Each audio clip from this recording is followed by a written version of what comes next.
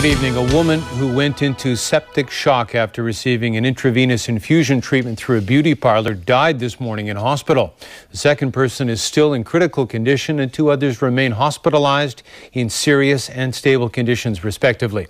Secretary for Food and Health Ko Wing-man has vowed to find out who should be held responsible. Temily Tianmay reports.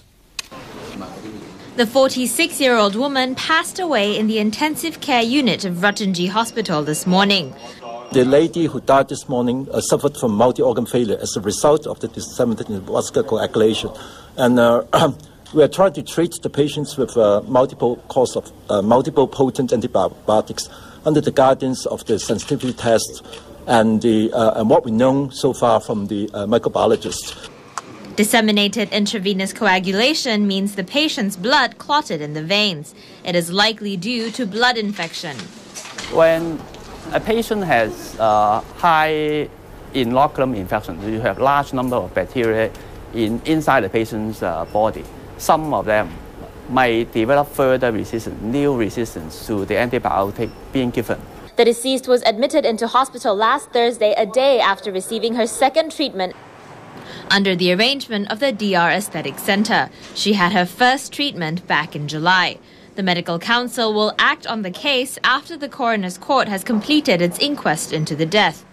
We have repeatedly, as a Medical Council, we've repeatedly asked the government to regulate these beauty centers, at least to define what is within the remit of doctors, what should be done, what procedures can be done by doctors, and what constitutes medical treatment. The medical profession's representative in LegCo is also calling for legislation.